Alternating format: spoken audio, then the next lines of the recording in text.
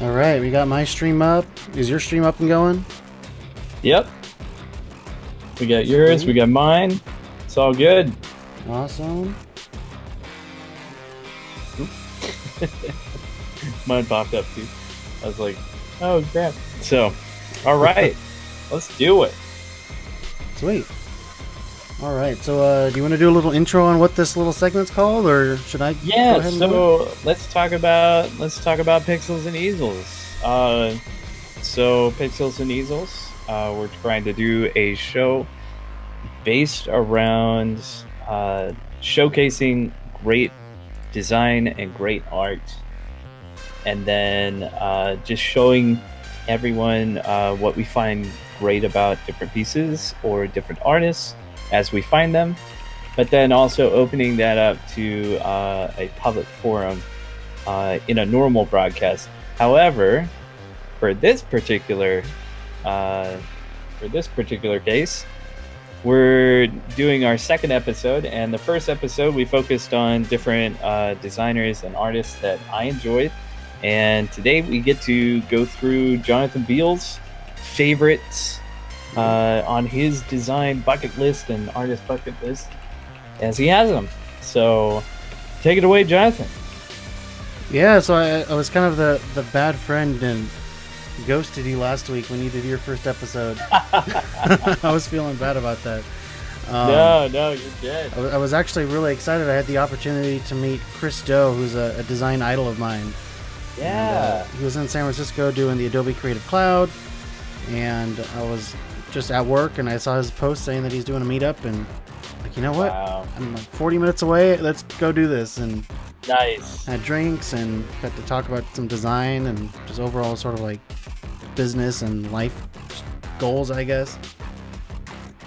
So Right. it Well, was that's cool. awesome. That is awesome. So So yeah, do you actually get to do like a good actual like chat with them?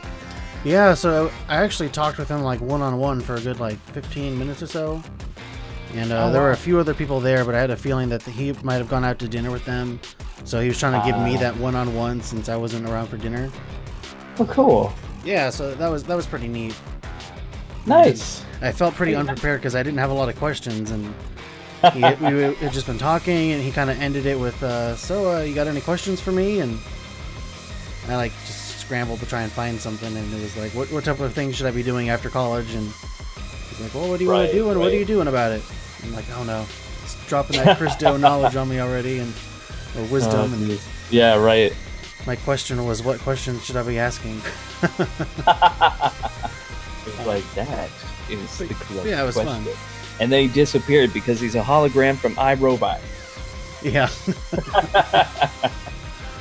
Oh man. So, Should we get into this? yeah, should we start? Let's do Yeah, it. so I apologize if I miss anything on chat. I got my iPad open over here so I don't miss anything, but I'm going to be doing a little keynote presentation here for you guys, and it kind of takes over my second monitor. But anyways, here we I'll go. try to keep up on chat Yeah. while you do your thing. So, all right, cool. All right, so last week Valency went over his stuff. Today I'm going to kind of go over a few designers that I really like. A couple of them were designers that I've liked for quite some time, and one of them is actually one that I just discovered recently. I kind of going through the Instagram feed, and I saw one graphic that really kind of like just I was like wowed by, and that's kind of like inspiration for the show. Is you see something and kind of wows you, and you don't really know what about it is so interesting, but you just know it's cool. Right. So I kind of like dive deeper into his Instagram, and he had a lot of cool images there, and I was just having fun just searching through it, and thought it'd be perfect for this little show that we're doing today. Nice. Yeah. Yeah, So, let's do it. so doing a little creativity here with the title, kind of mixing the regular typography with like the pixels end, which is like coding. So this is week class 02 graphic designers, and that's just kind of who I'm starting with. Next week I think I'll do some illustrators I really like. So Okay. So yeah, Nice. already got a short list going on for that. But the first guy that I want to kind of introduce you guys all to is this brand agency called Durham Brand Co. Durham, or hopefully I'm saying that right. And as far as probably like Durham. Yeah, Durham. I'm like trying to overpronounce it. Durham Brand Co. So yeah. So this is the dude. His name is Austin Dunbar. He's the founder of this design agency, and I don't know how many people he has in his design firm. So let me grab some headphones real quick. Sure. See how prepared I am? This is Yeah. top-notch production value here. Top-notch production. What came up with an actual presentation? I did, yeah. I think, which I totally did not. So yeah. Well, I thought. I mean, you're already, even without the earphones, you're already already a little bit got a leg up on me. Ahead. Yeah. I'm just gonna have to top you next week. So. Oh, I just realized on my stream, I'm not even showing my screen yet. Yeah, I was like, wow, we're just gonna rely on the multi-twitch. All right, sweet. Here we go.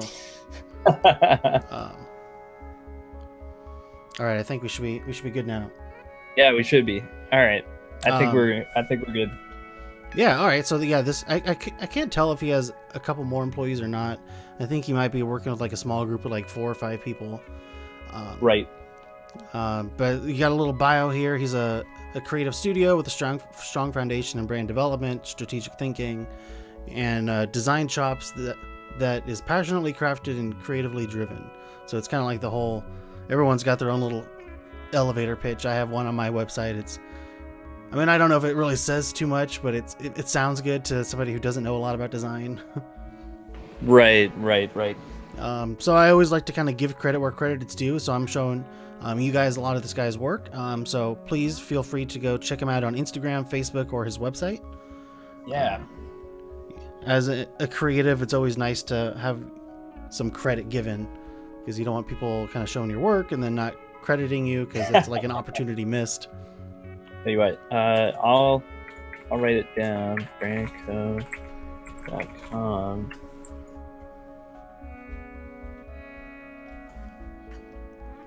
Oh, message deleted. No links in chat.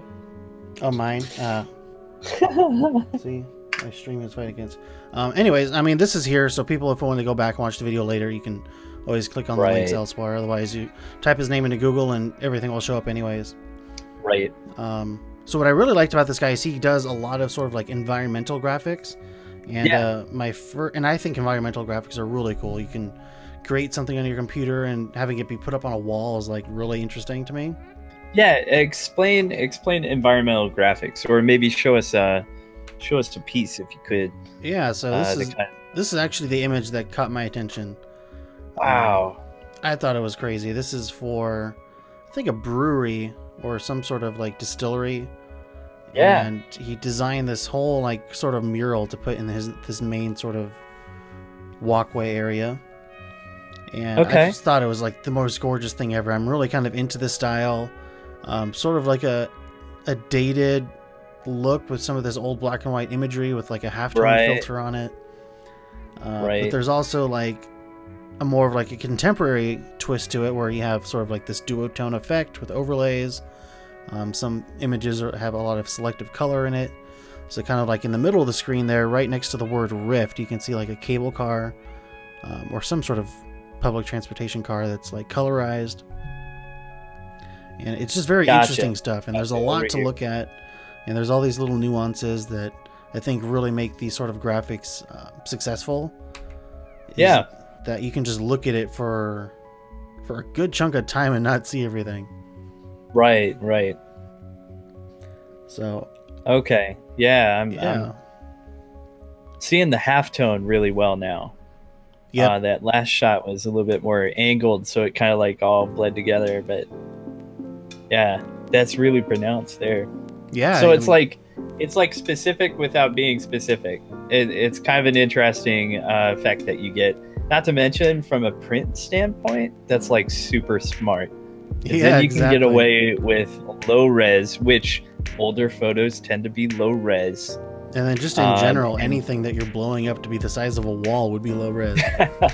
Because that's a big wall Yeah. right there.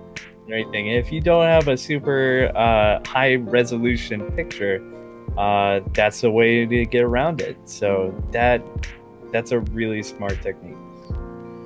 Yeah, and I've done this before too, where you kind of have like I have a couple projects up on my website where I was dealing with some photography that it wasn't terrible, but just in order to make things consistent and not have it look bad, you can apply a filter like this, and it works really well to kind of disguise the fact that it's a not so great image.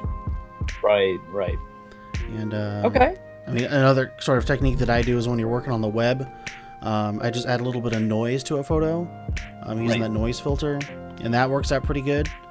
And I honestly just I like the way that looks. It has kind of a cool effect that I'm really kind of attracted to. Yeah. I use noise when it comes to gradients, so that way they'll blend just a little bit better. Yeah, sometimes you can't quite get that. What is it when you're trying to blend in a color and it's banding? Yeah, and so you use dots instead. Use dots instead to help it blend those bands together. Noise can kind of help do that for you if you use it as a filter. So I tend to use it for that, or in a painting, it just adds like that extra depth of like realism as well. Instead of having just flat paint and colors, noise comes in super handy. I use it a lot when I'm making mock-ups. Whenever I do like a Photoshop mock-up, is people try to put their 2D poster that they designed in Illustrator, throw it onto a wall, but then you have like this pixel perfect poster, and you're throwing it onto this wall that is like a photograph. So there's a lot that goes into it. I'm actually thinking about doing like a couple tutorials on mock-ups. Because when I did my portfolio class for my college, I realized that I knew a lot more about Photoshop and mock-ups than a lot of other people did. You know what was funny was my senior design class ended up being taught by the resident artist rather than a graphic designer. So I didn't learn anything except about galleries. Oh, wow. It's like, that's fantastic. So most of it I had to do on my own. Yeah, and that's what I love about Twitch and YouTube and just everything about the internet is you can go and like see what other people are doing. And I mean, a good majority of colleges don't have a good design program. It's just a sad truth. And I was very fortunate to go to one of the few schools that does a good design program. And I just like being able to, I've always liked helping people to begin with, and if I could do that online, great. Absolutely. And that's kind of the reason why I stream too, is to help people out, and I think it's fun. There's part of me that wants to be this internet superstar. It's like a sub point of doing all of this. Don't tell Chad that. Yeah, sorry. Don't want to give away my secrets. Jeez. Now you're gonna look like a sellout. Well, actually, this was something like the rest of us, Jonathan. I'm not wearing my Twitch shirt tonight. I'm not a sellout. Oh, I don't want people thinking I only have one shirt. Right. Well, that's what I kept thinking with the caps here. I've got like 4 in rotation. So yeah. That's funny. Oh man. So anyway, back to Durham. Yeah. So this is another like close up of this thing that I thought was really neat, and I just really like the use of typography. And in this sort of case, I mean, you go to school and you learn a lot of stuff about typography and just design as a whole, and I think this guy here does a really good example of using those fundamentals but kind of breaking the rules in some cases. Like the text there on the bottom left, it's like normally it's very close. Yeah, I would say like the lighting between the text itself is fine, but that black box behind it's pretty tight. But it works. I mean, you don't want to have this perfectly spaced box here because it kind of takes away from the overall feeling of this thing, which is I feel like a little I don't know, like kind of wanting to break the norm, kind of break against what's standard. That was kind of the impression that I got from it.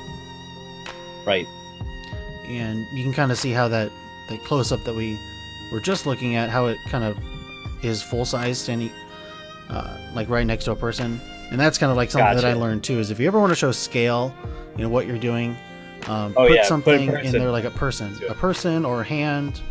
Like if you're designing a box, if you think it's very kind of confusing on how big this box looks in your photograph, just have somebody holding it, or have somebody holding a glass next to the box or something like that. Well, and actually that applies very much so in art as well. If you want to show scale, show something that people can, you know, see the relative size of and everything. Otherwise, you won't be able to have something that you can eyefull compare it to. So absolutely, that's like a key in art and design and whatnot. So Octagonal D, thanks for dropping by. Everything. You're only a little bit late. It's not bad. So yeah, we didn't get too far. We're on our first designer, so that's fine. Yep. You'll still learn some stuff. So I really wish I could go and see this thing in person, because there's a lot to it, and this almost looks like a museum, you know? Almost, yeah. And that's something that I really want to kind of pay more attention to also, is like when you go to these museums, like if you ever been to like the Smithsonian or just any sort of like bigger museum, they have a lot of these things out there, and most people kind of don't think twice about it, but as a designer, it's like gold. Right. And I was just a big fan too of the typography. You got like obviously some big text, you got some smaller text there on the black.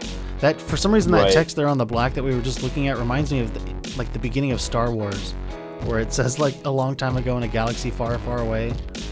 Right. Like that blue on the black background. That's just me being a Star Wars nerd. If you can see my room, it's definitely Star Wars nerd. I got like a Star Wars calendar, I got a Star Wars mug, I got 2 lightsabers in the back over here. I was the guy that spent $120 on a lightsaber at Disneyland. Oh dear. But it's cool. No. If I had bought it 5 years ago, it was only $80 before Disney bought Star Wars. Oh man. Well, there you go. Yeah, I know. So you're now a true fan, huh? I am a true fan. Yeah. Willing to shell out the bucks. Yep. Not like George Lucas didn't make enough before that, so you know. I had heard a rumor from my friend that said Microsoft paid more for Minecraft than Disney paid for Star Wars. Really? Yeah, and I thought that was nuts. Well, but what's stupid about that is, first off, that might be true. However, George Lucas has milked that thing so much before then that I think even like paying a smaller amount, and let's be real here, like smaller amount, we know for a fact that Minecraft got bought for at least 100 mil. I can't remember. I think it was like $1 billion. How much exactly? Yeah, it was a lot, and Notch is like crazy rich now.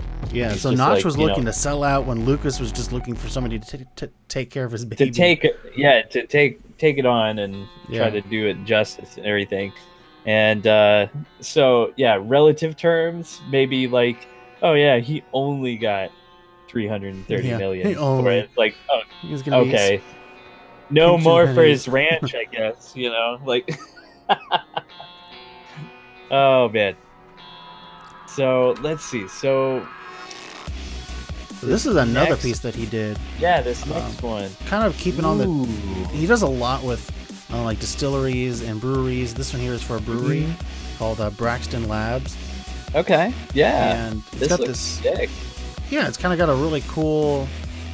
I don't even know what color palette. This. Yeah.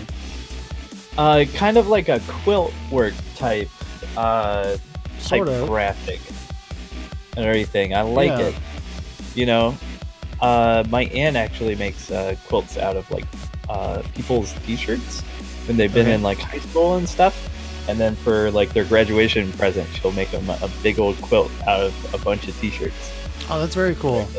Yeah, I feel like that's the aunt or like grandma thing to do, though, right?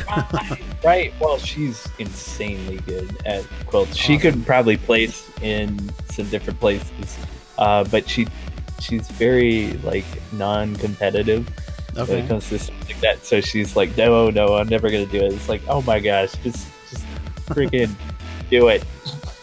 Yeah. So,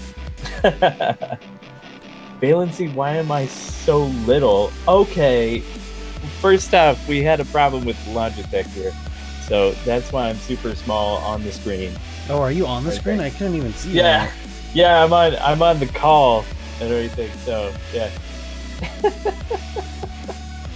Oh jeez. But yeah, multi-shoot is not even showing you right now. Because only one program can apparently use it at a time, and if I go to Streamlabs and try and use it, it just like screws up. So yeah, weird. Streamlabs being great, just being awesome and wonderful that way. Also, Logitech being stupid too. It's just not as big-headed today. I like it. All right, so getting back to the stuff, I also like the text on the logo. That's like kind of like blocky, but like it's got that. It's like a new Gothic. Yeah. You know, like a very new Gothic type. Everything modern Gothic. I like it. It's very cool. So he like did a full-on like design package for this brewery, and I would love to be able to do something like this where you just take the whole thing. You don't. Some people might just stop at the logo, but if you're smart and you can sell yourself on doing more work, which is what everybody should be doing anyways. Right. That's what Chris Do kind of pushes, is that you don't just do one thing. That the logo is the thing to get you into the door, and then you're kind of redoing the whole thing. So, like, logo was put onto a glass, and he might not have designed that. Just once you get the vector file, you can kind of put it on anything. Right. But like the whole space, the environmental graphics, this thing over here on the left, I think is right above the bar or where they pour. And I think, I don't know if you're really big into beer. I'm just starting to really kind of get into this whole craft beer scene. Yeah. But it's a really cool area for designers, because there's really like no rules. You can do anything. Nice. Yeah. I've done a couple of like brand packages, not nearly this extensive, you know, but I do really enjoy putting together branding guidelines. That's fun. And like structuring different things that way. Stuff. Yeah, it can be really detail oriented and cool. So yeah, no, I'm putting together a brand guideline for the company I work for right now. Nice. I don't know if I told you, but we're actually changing our name and changing our logo and everything. Whoa. So as like, what do you guys do? What? I know. What like you guys do? Normally something you do when you do something bad, right? Yeah, right. Like, you know, like what are you selling everybody's info? Like what is it? It's the group that owns Facebook's stuff or whatever. They like ceased and like something and, like rebranded. Yeah. Yep. So yeah. The Valency. Probably too soon to rebrand though. Everyone's still gonna know. I know, right? Well, they already figured it out. That's why I know. Yeah. So it's like, geez, wow, okay. Nobody saw that coming at all. So this is so I pulled a lot of this stuff from his Instagram and his website. So that, I mean, if it shows up as a little pixelated, that's why. Okay, gotcha. But this sort of thing that he did here was just like a post to show his logo and just a little bit of what he does. And I just thought it was a really cool graphic. And I'm seeing this a lot on Instagram. Is one person calls them a doodle board, where you just kind of have this tiny little square, and you're just filling it out with all these little doodles. I mean, like, aside from an Instagram post, this thing might not have a real purpose in the world. It's just a lot of little like things. A wall, something like that. It's kind of like a very in thing right now. Is like, you know, putting these up as almost like wallpaper type deals, everything, where you have like tons of like text and things like kind of like structured around it, and so you just kind of like space it nicely, and it looks cool. It does look really cool, and that's what I like about it. And if its only purpose is to look cool and maybe get followers, then I think it does a great job at doing that. Right. Plus, it's just fun So, for as a designer to create something like this. yeah, It's just for fun, and obviously, this is just to kind of brand himself. So why not just have fun with it? And right. um, so yeah, and then these are a couple different types of posts, similar to the look and feel of that first environmental graphic I was showing you. With kind of like a grungy halftone effect. Right. Really cool, and again, it's very sort of experimental. And I think it works out really well for him, and I think I honestly am really attracted to this experimental type of stuff. Right. Like almost Dada mixed with Swiss. Kinda, yeah. On the right side there. You got that little paragraph there on the bottom left that's very clean, and everything else that's more kind of grungy. See, how do you think he made the right side? I mean, you could do it all digitally. One thing that I'm kind of thinking is he might have like printed all this stuff and crumpled it up and scanned it. That's what I'm thinking too. And then maybe did like an image trace of that. Yeah, and then crumpled it up, and then basically black and white the shit out of it. Probably put it in Illustrator with what's image it trace. called? Yeah, image trace. That's what I was thinking, because it looks a little too clean to be scanned in a lot. Right, exactly. So, because that would suck to try and make digitally. And now I'm thinking about it, this thing on the left too, he could have done it as a scan also. Where I mean, you see that paragraph in the middle there, but there's also these little wavy blue lines, which is actually a word that's been kind of warped.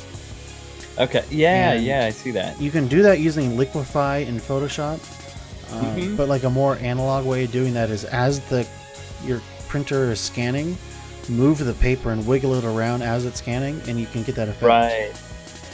Okay. Nice. Yeah. Yeah. Cool stuff. And very nice. This last thing that he did, or actually, he's got a couple more things I want to show. I thought this was just really kind of neat. And he does this sort of style for his own personal branding, and I really like it. And I think I could kind of relate to this too. Is I'm just looking at it as like you have some sort of font there, right? Graphic design is a job that's written in a font, and then hand lettered over that is lifestyle. Right. I thought it was interesting because it's kind of what graphic design is. It's a lot of it is computer based, but there's always a little bit of hand drawn or like human element to it. Something designed plus something that is more organic. Exactly. And I mean, for me personally, I start everything with a pencil and pen. Gotcha. Yeah, to give it that human element, as well as like just to be able to get ideas down quickly and kind of like go through them without having to feel like you have to structure right away.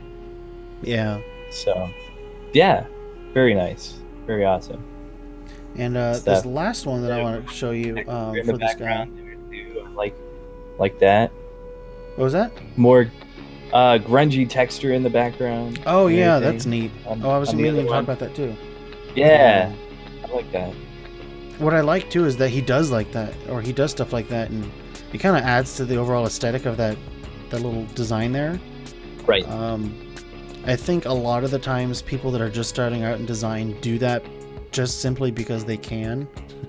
Yeah. With no other reason beside of, hey, it's Photoshop, I could do all this cool stuff. I got this graphics pack that I won in a contest, and I'm gonna use every single thing that I can just because I bought it or I got it for free. Right. But in this case, it actually ends up working out really well. Yeah. No, I think it works amazing. And it's also very, I was going to just say that. It's very subtle. It's really good. Dude, Demi D's, what's up, man?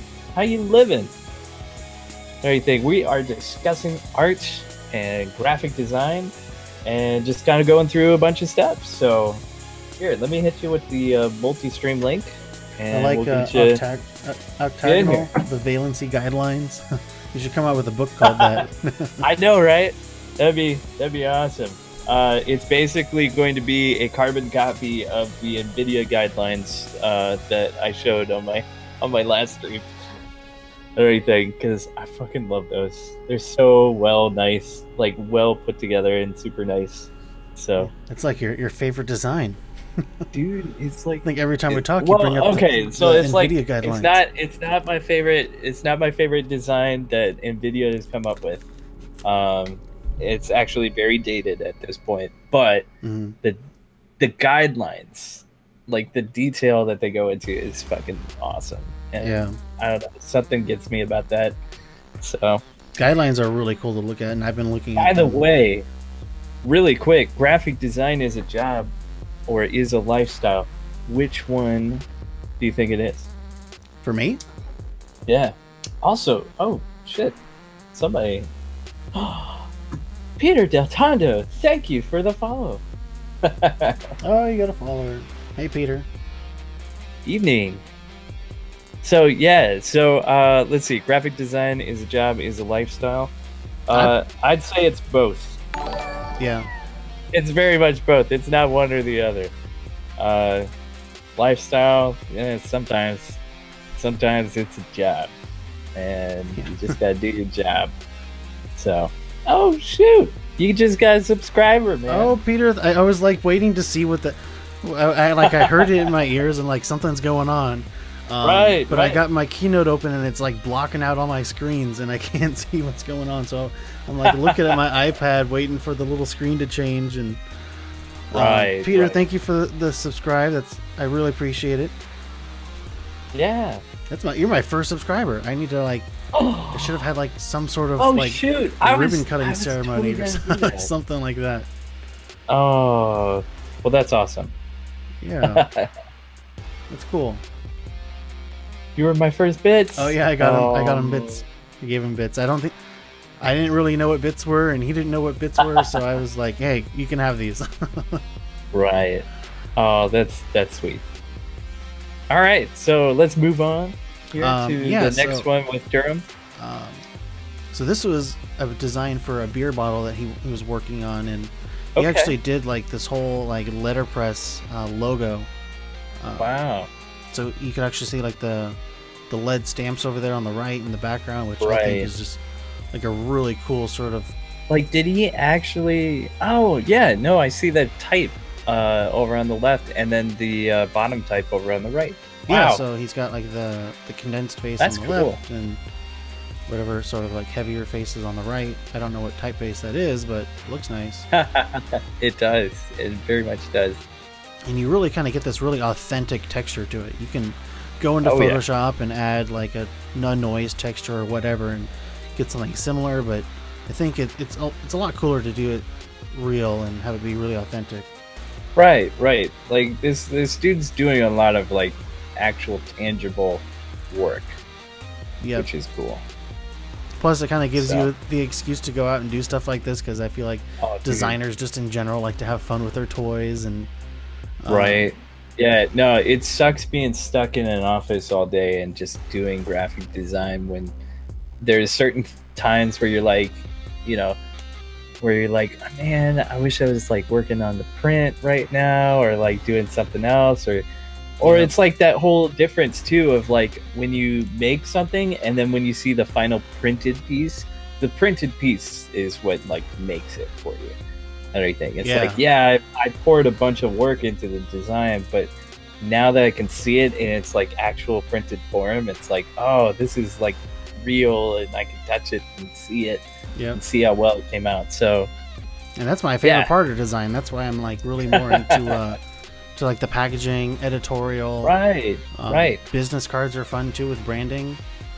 And web design is cool, and you can do a lot with web. And I know Peter's a web guy, so I'm not gonna talk trash about web, but I mean, there really isn't room to like talk trash. I know like there's people that like one or the other, but it's just your preference. And there's a lot to web that I think is really cool, and you can do a lot with it. It's just my mind doesn't think in digital for life. Yeah, digital for life. Yeah. What I do like about print is. I'll go on to the next slide here, but what I like about print is, like, this bottle here, it's never going to change. I mean, yeah, people will use it and throw it away, but the design is, it doesn't need to be responsive or, when you create it, it's like done. It's set in stone. You don't have to worry about how it's going to look on a small screen or a low res monitor. Yeah, absolutely. And you know that, something out there is like actually there. Like this design is going to be there for a while. Yep. And everything. So I always thought it'd be cool to be like walking down the aisle at the grocery store and seeing a few things that you've designed. And I gotta say, like, I've been to a couple of spots where, like, I've made something and then I get to see it like out in the wild. Oh yeah. And you're just like, ooh, cool. That feels real good. It's an awesome feeling. So yeah. Peter brings up a good point that there's a bigger market for digital, and they do pay better. That's why I did take a few web design classes. Oh, for sure. For the purpose, well, at first it interested me. I do think coding is cool. It gives me headaches, but I think it's cool. I mean, you put it into your presentation, Jonathan. I did. He missed that first slide. Well, that was kind of going with the theme too, right? Right. I guess. Is it? Right, pixels and easels. I mean, I was thinking pixels is like coding. Yeah, it's pixels. Is it? So anyway, yeah, no, this is so cool. I really like that kind of like old style look. It really gives it like a really classic look. And I just love the photography that he did for this project. Oh yeah, I love this shot. Really neat. He made a newspaper print and then printed them. That's pretty sick. And you can there's actually a company online called the Newspaper Club. Oh really? You can get like mass newspapers printed for pretty cheap. I did that for my promotional pieces for my portfolio show. Yeah. And they turned out pretty good. I want to go back and redesign it though. Now that's actually, Peter Del Fondo is saying the background presentation is stellar. That's something that a lot of people don't even think about, is having the right background for your products and everything. If you show the product in, say, like an environment that either A, kind of like complements your foreground thing, then that's great. Or if you can do it in a way that either showcases it in use or in a way that just makes sure that you always have it at the forefront. Yeah. And the background is the background, but not have it just flat or anything. Yeah. And I see a lot of people do that, and it can really take away from the impact that it has, or the collection type feel that you get from it. So this is fantastic. And I'm trying to think of like what my instructor, because I had just kind of gone through this whole process, right? I even had a beer project where I had to photograph it, and I turned my garage into a studio for a few weeks. But I'm trying to think of like what my instructor would say. My instructor was really old school, really traditional, which I think is great to have that perspective. But I'm thinking she would say, well, when do you ever see beer bottles laying down? Like they're always standing up, right? So show them in the what you were saying is like a real world environment, right? But my personal opinion is maybe have one in like the foreground on a table and like somebody's hand around it or something. That sort of thing. But I mean, my personal opinion then you're blocking. You have to really pose that hand and that sort of thing. So yeah, exactly. But I mean, hey, this looks great. It shows the design off really well. Yep. The one thing, that I mean, I'm not here to really criticize, pops out too. The one thing that's bothering me is the bottle on the left is like a couple millimeters lower than the other two. But hey, I'm not. This is not the show where we're critiquing. We're admiring good design. Hey, no critiques here. No critiques here. Not until later. Yeah, exactly. I actually don't have any portfolios to critique tonight, so if we... Yeah, no, I don't either. So that's fine. We're just, and plus I think this is gonna take up most of the night tonight. So yeah. So let's continue. Yeah. So this actually brings me to the next designer that I really like. Yeah. And This guy's name is Ash Thorpe. Have you ever heard of him? I feel like I have. That sounds really familiar. This guy is like let's see some of his work. So Ash Thorpe, I brought again. These bios are kind of pulled from their sites. He's mainly actually he does a lot. Actually, he's a graphic designer, concept / digital artist, illustrator, animator. Actually, you know what? I showcased his stuff last time. Oh, you did? Yeah, I did. See, I should have gone and watched your video then. But hey, I wanted to show him anyways. I told you, man. Yeah, no, let's go back over him because I don't know if everybody's seen it, and maybe you got some different takes on it. Yeah, maybe. So he okay, so he's a creative director and also director.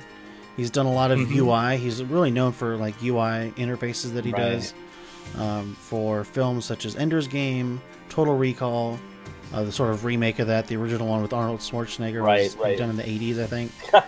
Right. And then he's also done some stuff for Call of Duty. I don't think he was a professional at that point. Yeah, probably not. Doesn't look old enough to be a professional at that point. But yeah, I mean, this guy too is really young. Yeah. What was that? Mom, Dad, I'm gonna direct a movie. Yeah. Art. But yeah, he's a really young dude. He's made a great name for himself for how young he is. Yeah. Here he's got a podcast as well. He's also started like a learning site called Learn Squared. Yeah, I've heard of that too.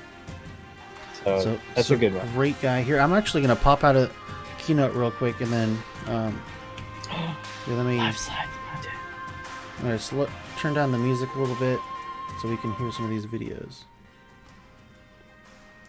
All right. Yeah, let me pause my music here. All right, Peter, thanks for swinging by. Nice to have you as always, and thank you again for the subscribe. First sub. Thanks, Peter. Got to think of some sort of gift to give back. Maybe I'll throw you some more bits. I got some more bits in my account. Do you get paid out for bits, or is it just kind of like a Twitch currency? You do.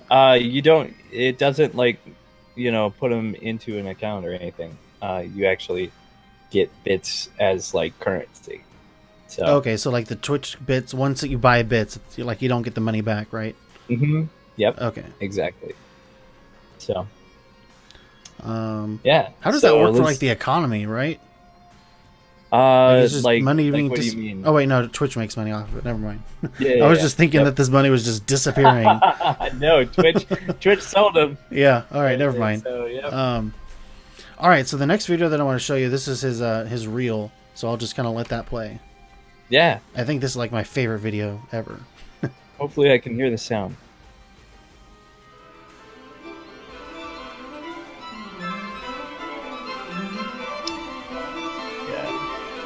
It's not going to be great on my screen, so take a look at Jonathan's.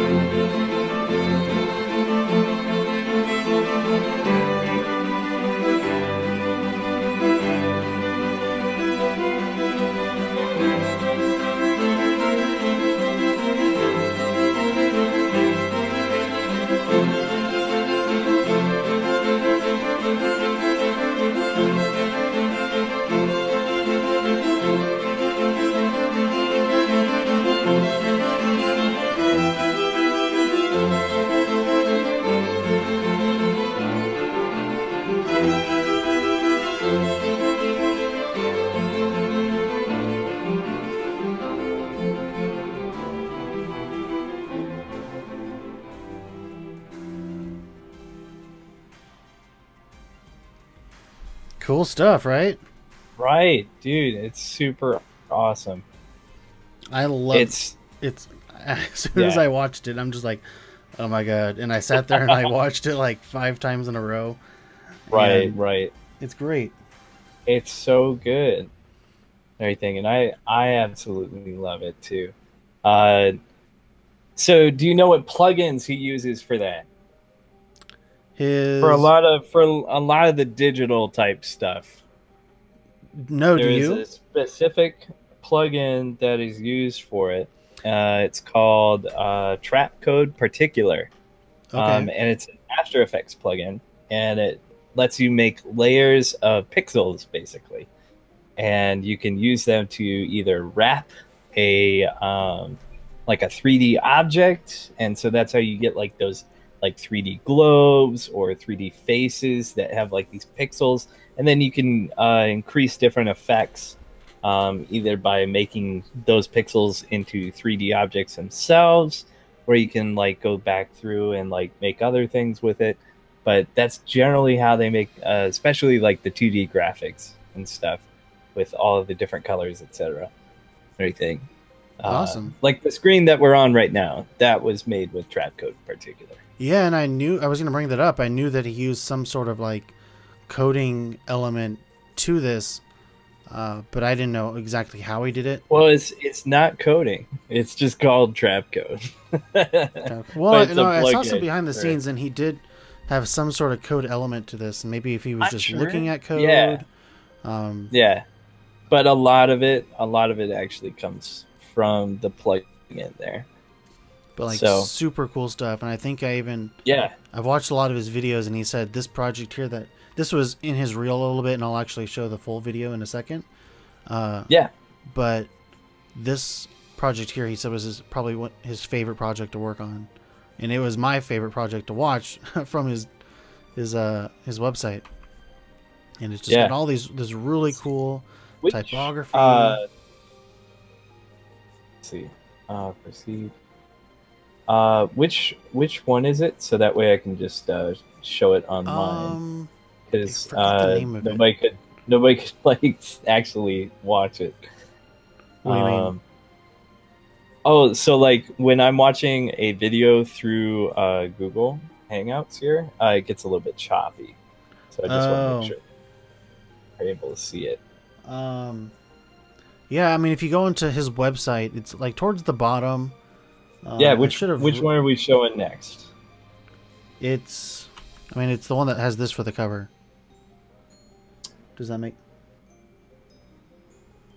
It was like for some title sequence or gotcha. Like film conference that he did. Yeah. Let's see. I think it's like Tokyo or something like that. Oh, yeah. FITC Tokyo Convention. Yes, that one. All right, got it. So I was just kind of showing a couple of stills first that I thought were really interesting. And there's just like so much depth to this also. And like the background elements, you got the noise little effect. Right. You got all these little dots and things, which I think most people would probably say is excessive, but it's just really neat, and it adds to the character of a piece. Like just having the wherewithal to have those subtleties in there that just elevate it to a point of like, because if you look at it, the main focal points are drawn out. Like the white dots are there in a grid, and it's very structured. And so your eye doesn't even go to, say, the complete grid of the larger blue dots that is also there. And then behind that, even, there's a smaller grid of little blue dots as well. And most people don't even notice it. But it's that detail that like adds that just extra little oomph to a piece like that. And it's something that I think, when I was in school, it was something that I was very much paying attention to, partially because I kept looking at art like that. And so I was like, ooh, how can I add this to like my pieces and everything? And that's why, like not necessarily being better at design than other people, but like my pieces looked a little bit more refined in ways because I was paying attention to these little tiny details and like adding these little things into it, and that's what makes your piece. Yeah, and then thinking about it too, I think sometimes instructors might discourage people from kind of going all out like this early on, Yeah. just because they don't want you to get distracted with doing all the cool Right. Photoshop effects or Right. doing all the filters, but they want you to focus more on big picture stuff like composition, hierarchy, Exactly. typography. And then later on, I mean, obviously Ash Thorpe is a very skilled designer, so Right. He can the do whatever the hell he basic stuff wants. he doesn't really have to think twice about. It's the small little details that he kind of works to kind of refine. Right. Right. And any one of these, and then the fact too that all of this is animated, which is amazing, because Yeah. any one of these It's as a still insane. image is nuts, and to have it Yeah. move is even more extraordinary. Right. Right. And it So. all kind of tells a story too. I mean, like, and it's just Hmm. words, but you can see there's some sort of motion going on with the E. The Y is Right. coming in from somewhere else. There's a little line that's kind of, and it all just provides The O is motion. being put together. Yeah, Everything. Like so many layers upon layers. Like that's the other thing too. Is like just the sheer amount of layers on these pieces without it overwhelming everything. Like, okay, we've got the yellow brick type layer that's going on over there. Then we've also got the cyan blue grid layer up in the top, yep, along with the cyan blue or maybe white that's like just going along in a everything pretty grid, much. plus the filter that is doing a little bit of blur to some of the pixels, it looks like, and everything, and making them kind of like shine a little bit. And then you've got different elements such as the gray that's like underneath the O there, that's like a little grid. And then you've got all of the pieces as well, plus the red lines and everything. And then you've got a noise, or not a noise, a grit filter over top of all Yeah, of that.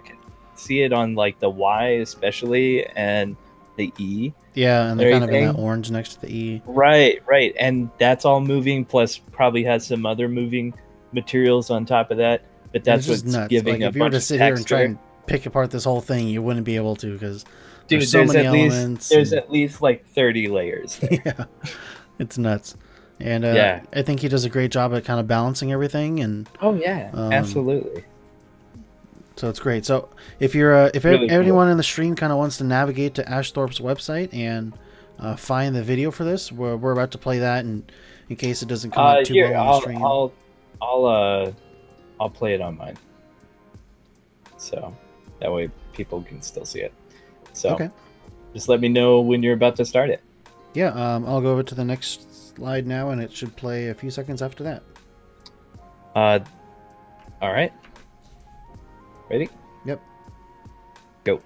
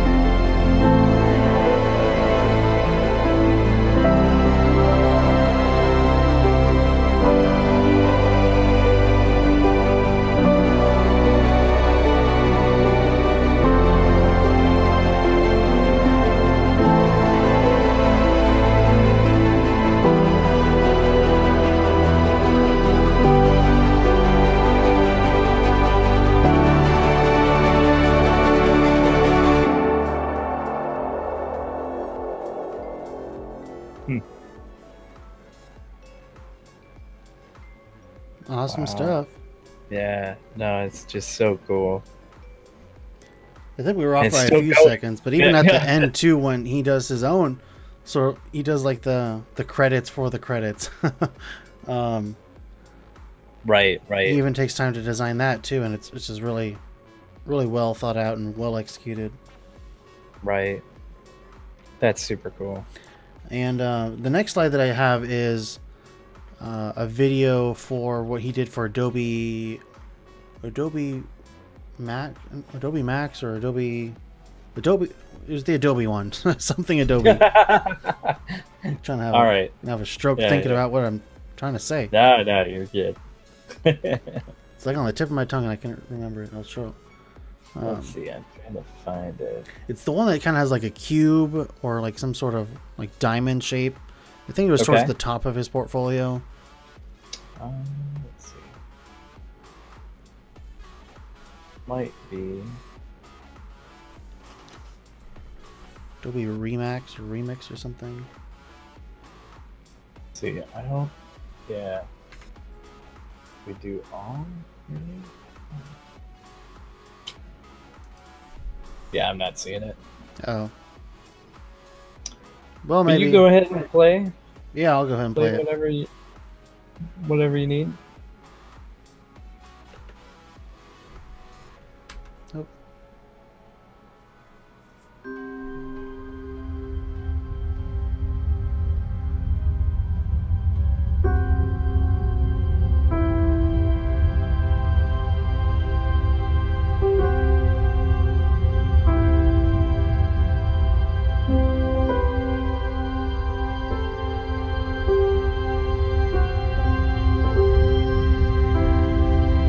Builds up to a lot of stuff too. It's not like all super fast paced, and I like that. Right.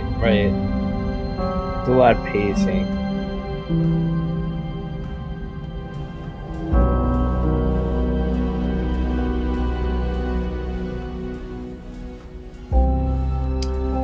Found it.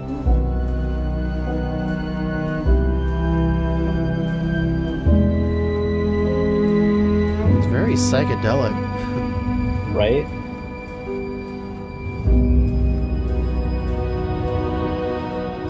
We'll go back a little bit.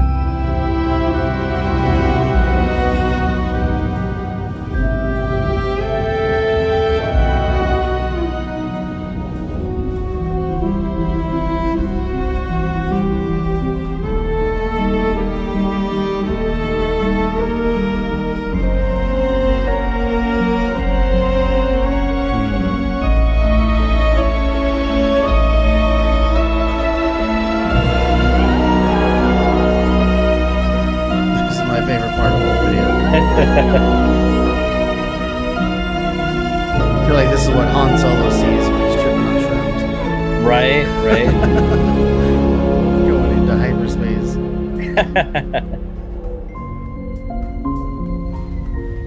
See, I'll pause it for a second. I think I'm gonna let you catch up.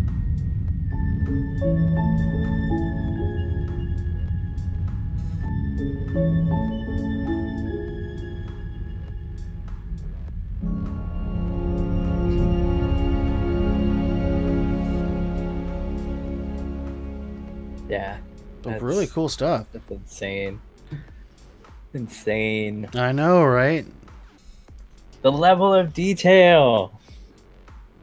Everything is just incredible. Nuts. Yeah. The next video that I have, it's the last one for Ash. Was actually just kind of like a process video of the video we just watched. Okay.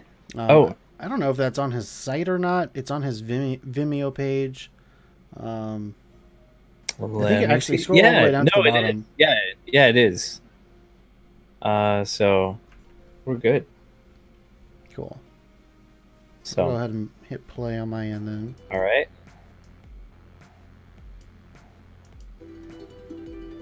So this is how he thought of it and made the concepts. Yep.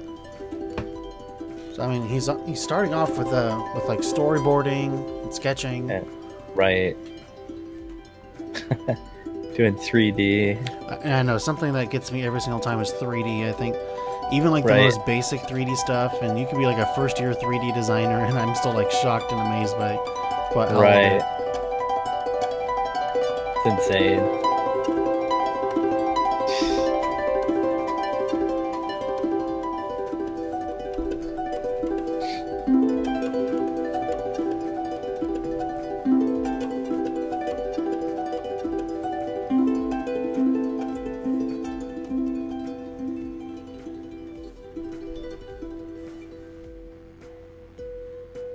it's just nuts. Like, this 3D stuff must take weeks. Oh, at least. Absolutely. Well, first off, okay, from like a design perspective, it's like how many iterations do you go through until you find the right one? I know. And then on top of that, then you've got all this render time. Well, with the render time and just like the execution of everything, like yeah, conceptualizing everything, yeah, that takes a long time. But just like, this is done months and months in advance. Yeah, the man hours that go into this, right?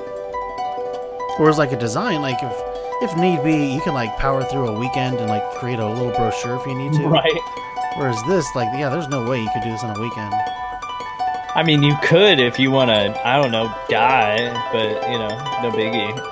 Even that, I mean, if you had like 5 people working on it, maybe. Right. I don't even think, like, if you didn't sleep at all, I don't think one person could do this in a weekend. Right. Exactly. Yeah, it's just insane. Awesome stuff. Ash So Thorpe, cool. I think, is definitely one of those designers that kind of goes above and beyond and just does a great job at everything that he does. Crazy stuff. I mean, like, not to say that these other people that haven't done that, but I just think his particular style is just way out there, and the intricacy and the detail that goes into everything that he does, it's just very, very inspiring. Right. It's one of those things where you're just like, okay, like, this guy is just, I mean, you look at his stuff and you're just like, it's really good. Yeah. I like it. You know, half the time I can't even like explain why I like it. I just do. It's just such a out there, you know, transition or whatever. And even if you're, it's one of those things where it's like, it's so complex and so, you know, all encompassing. Yeah. To a point where you're just like, even a person that doesn't appreciate art can go, whoa. Yep. That's really nuts and everything. So yeah, it's really cool. Very, very cool. Yeah. All right. Were those all the videos and everything that you yep. Ash is all done with him. We're gonna move on to all right. The next and final designer that I have picked out. Sagmeister and Walsh. Yeah, have you ever heard of these two? No, I haven't. No, oh man. These guys are really, really well known in the field. Awesome. In terms of like graphic design celebrities, I would even say that out of everyone here, this is like the most well-known name. Which is funny because it's like the one that you haven't heard of. Making me feel bad. No, it's just other people have their own realms of design, and totally. There's just like so much out there that. I mean, I would say the one that's like maybe like I might be like a year or two out of date here, but like Aaron Draplin was like a huge Aaron Draplin. I have his book. Yep. He's still very relevant, very cool in the world of design. Although it's one of those things where he's absolutely brilliant, and he comes up with like a lot of stuff and a lot of quantity in a very short period of time and everything when it comes to that's design. Who you remind me of. You got the Aaron Draplin look, you got the beard. I know I got the beard, the hat. I got the hat, I got everything, man. So the only thing you're missing is the potty mouth. The fuck you say?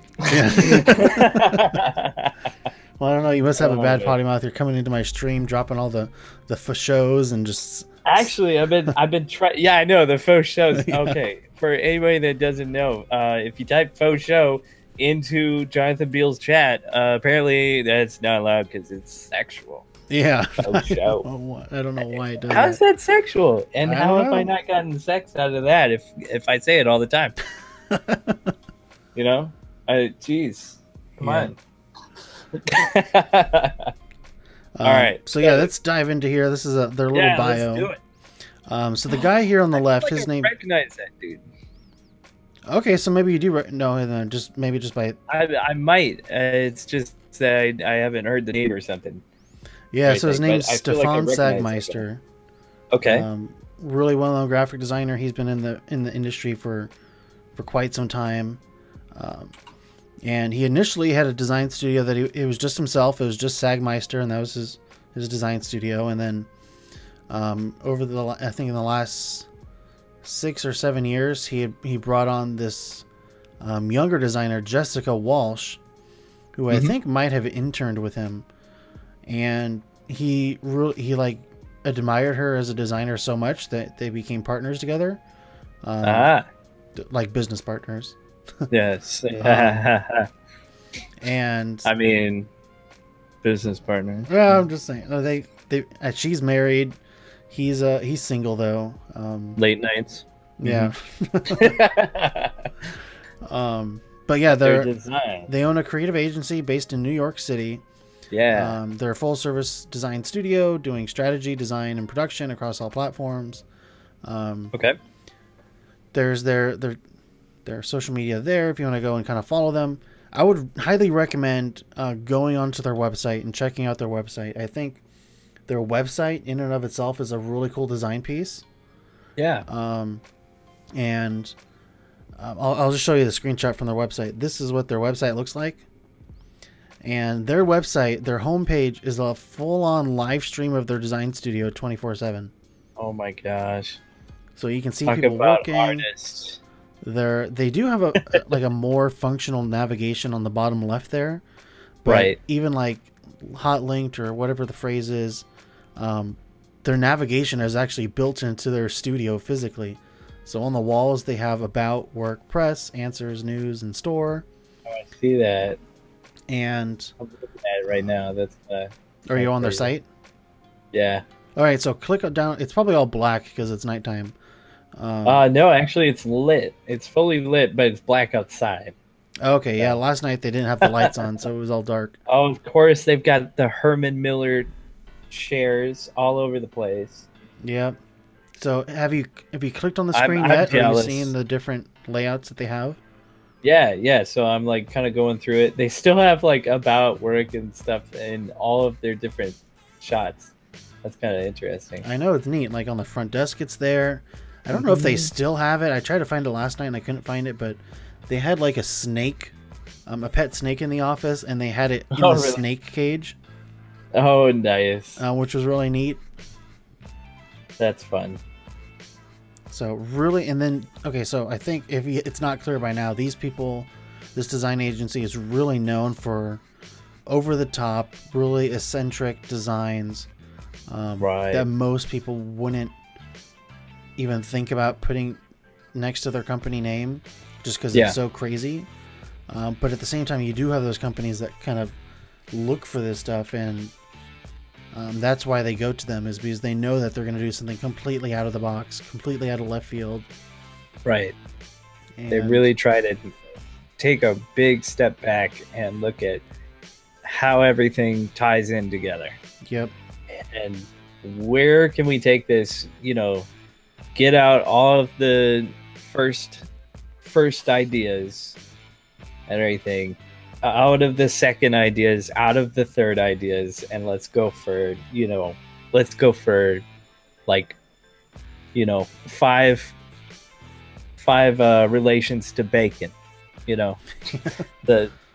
that sort of rule of like, how many places can we get from this one place? Yeah. And everything. And that's pretty impressive, because not a lot of people think that way. And you can actually see in this shot here that snake cage that I was talking, or like the snake case. Mm-hmm. Yeah, I see that. You got like the little security camera that's always facing down into it for the website. Yeah. No, they have that. I think it's just that like nothing's. Maybe that's why I couldn't find it last night. It was just because nothing was lit. But really cool office space, really cool designs. I got a bunch of boxes in front of their stuff right now. Oh. So another thing that I really like about them too is they really push the limits with what type of mediums they use for design. And pretty much everything that they do for real, and they don't. Right. I mean, they use Photoshop to enhance their work, but like this piece that we're looking at right now is like 100% they created this. I mean, to the best of my knowledge, they did. I know they do this for pretty much all of their stuff. It'd be funny if this was like the one exception, and I'm like, it's like all 3D. BS. Yeah. Yeah. But they do, like, they spend hours and hours pretty setting this perfect, stuff Jonathan. up. So really cool, and they do a lot with fashion as well. Jessica Walsh, I think, brings in that sort of aspect. Is she's really big into fashion, and she has a lot of clients like that. I think they did a big campaign for Target, I want to say, or maybe it was Sephora. I don't know, some sort of company, and they had Target sounds out there, and yeah, half of Target's ads, I'm just like, what did I just watch? Yeah, well, I'm thinking too, Target has the budget for it. Yeah, I know, right? But they did it with Priyanka. I forget her last name. She's the star of Quantico. She was like the model for it. Yeah. All right. Really cool piece that's on their website. Nice. So, but I just really like it. I don't know what about it I liked other than the fact that it's just so different, and you'd never see anything like this anywhere else. Like the minute I see something like this, I immediately think, oh, it must be the Sagmeister and Walsh piece. Gotcha. The next one that they did this design for Adobe Max. Really sort of cool lettering. And how they actually did this, they showed like a full-on like behind the scenes video of them making this. Oh yeah. And they got like the foam, I think it was like the stuff that you put like a fake plant into, like that green foam. Right. And they molded it in a way to make the letters, and then they got thousands and thousands of pencils and just stabbed them in there. And then they spray painted the whole thing purple. Because why not? Exactly, yeah. Yep. Really cool stuff. They found a really cool space, and then used a white background over on the right there. Oh wow, I didn't even see that for a second. I was like, wait, is that a curved wall? It's like, oh no. That is paper. Paper does work really well for that, yeah. Paper works great for it. Everything. And they obviously found the right white space, so everything. Kind of like they're finding like all these like kind of like clean but industrial type places and everything that add like some character in the background without taking away from, say, the big purple lettering in front. Well, it's kind of hard to ignore that, right? A little bit. Right, totally. But that's the point. You know, that's graphic design. Or design, rather. Yeah, design. I'm not sure if this is graphic per se, but actually, it does. I think a lot of what they do too is art. I'll show you a couple pieces of what type art. Yeah, I think Jessica Walsh does a lot on. So when I say art, I'm meaning that you don't get paid for it. Design is more like commercial art where you're getting paid to do it. Someone's contracted you out to do it. But what about artists that get paid?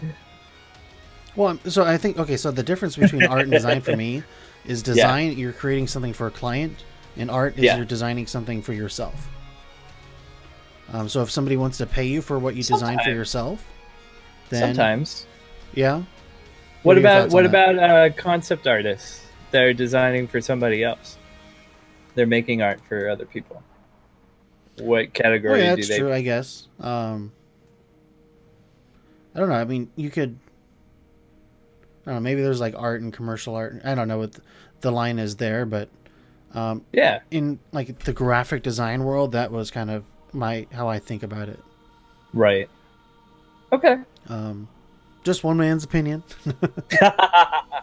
No, and it's good to talk about. Yeah. Everything, because these are things that, like, first off, if you ask anybody from the AIGA or anything like that, everything, they will be like, art is not graphic design and graphic design is not art.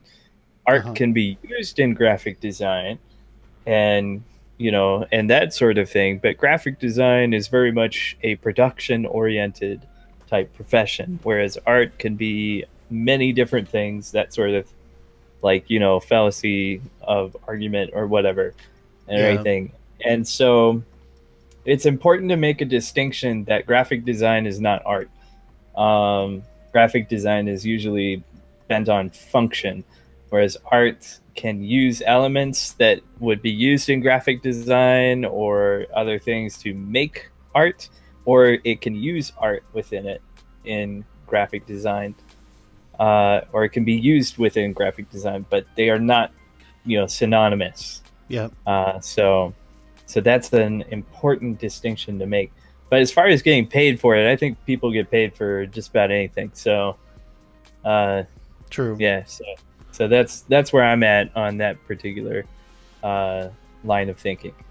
Stuff. Yeah. But well, what I was just trying to say was that Jessica, I feel like Jessica Walsh does a lot more of the client side of things, and organizes that. While Sagmeister, although he does put a lot of his input into things, I think he does more of the personal projects, I guess. Okay. And I could be completely wrong too. I don't know these people personally, but that's sort of the impression that I've got from following them over the years. Gotcha. I'm not 100% sure how they created this. I'm wondering if tethers, and then they Photoshop them out. Maybe. That lighting is weird though. Yeah. So I wonder if they just composited this. Yeah, because that lighting is all over the place. Yeah, I would imagine they composited it.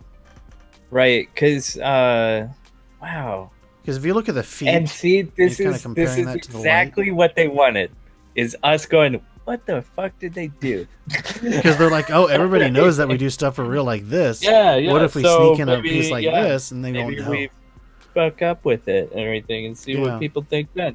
Everything. That's crazy and stuff. Because part of me is like, well, you could get the lighting right. You could do all these other things. You could have light coming from the top, which I see some light coming from the top. So therefore, the light on the top of the feet makes sense. And if you've got shadow coming from that, everything that makes sense too. Yeah. Everything. So I can see the lighting totally working. Having people actually in it is kind of interesting. And again, it almost looks, how we were talking about scale. Yeah. Everything. The scale looks so weird too.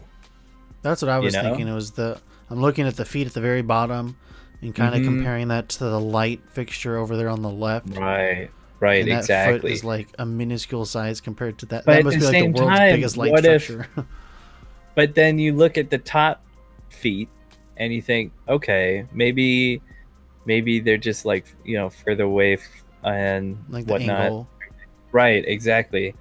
Stuff, but part of me just really wants to say that it's a composite. Fake. Yeah, fake. But still, hey, nonetheless, it's really cool. This is a phony. Big phony. Yeah, phony. One of the girls at my school actually did something really similar to this for her thesis or her final graphic design project, and nice. She had graduated right at the time I started. And she was such a phenomenal designer that she was actually hired by the school to instruct and be a teacher. Wow. And she was like 2 years older than me. Oh, jeez. Which is nuts. But like still today, like it's been 5 years or so since she's done it. Yeah. And her piece that she did for Adobe Creative Cloud is still all around the school, posted up. Nice. So if anyone's interested, her name's Julia Lemke. Yeah, let's see. Julia Lemke. Is it L-M-K-E? Yes. All right. Or L-E-M-K-E? L-E-M-K-E. All right. Looking. Maybe I'll pull that up too so people can see. Julia Lemke. Oh, I see it. Yeah. Oh, she's cute. It was actually funny. She, at the time, created this project with her boyfriend, who was also a graphic design major. And they had both become teachers together because they were both really great designers. But they had actually broken up, and so they were exes, and they're like working together. Yeah. So yeah, this is the project that she did. Maybe I'll pull up the work. Okay, yeah, I see. But I like really see. sort of similar look and feel, right? Right. Yeah. Very much so. That's Where really neat. you're like using all these different mediums to create some sort of design. You're Hmm. really just kind of going out there. Right. Trying out all kinds of stuff. So nice. Yeah, I like it. It's a really cool project. Cool. So the next slide here is actually something I think Sagmeister played more of a role in. Uh-huh. And I forget where this was. It was I've somewhere. seen this before. Oh, you have? Okay. Yeah, I've seen this one before. So I forget where this was done, but it was like a public art installation. And I believe, I'm just kind of going off of my memory, they went in early in the morning or like late at night or something and put all this together. And this is like in front of some big building. And all this work is created using pennies. Oh my gosh. So these are just thousands and thousands of pennies. That's nuts. Yeah. And something I'm just noticing now, and I think that it was like a really nice touch, is if you look at the letters, there's like dark and light parts of the letters. You can see like a distinct I know, line. right? That's And where I that's don't like know just how they did that. Actually, I think I know. If you overlap the pennies, you can overlap them in different directions. That's really smart. Yeah. And so that's probably how they got the definition on the flowers as well. Is I think they overlap the pennies to give it a little bit of pull, or things towards really good different point. sides. So therefore the light will hit it in a different way. So but I think this that's thing, cool. like if you think of the scale of this, that's just nuts. First off, that's a lot of money. It's a lot of money. And just lying on the ground. That's crazy. So I think part of this art exhibit too was just, I mean, like obviously this is a public space, people can walk around it, and for those that appreciate art, they'll like leave it be and think it's nice and neat. But part of the experiment was how long would people leave this? Right. And like how like somebody can come here with a shovel, steal all this money, and that's perfectly legal. Yep. Because they just left it laying on the ground. Yeah. And so I think some people, going off of what I remember, is some people did take some money. But the funny thing, too, is I think the security in this area didn't want people to steal it. So they like swept it all up and put the pennies in bags. Oh, wow. And just gave them out or just something? Just destroyed it, I get. Or I don't know what they did with it, but... Oh, jeez.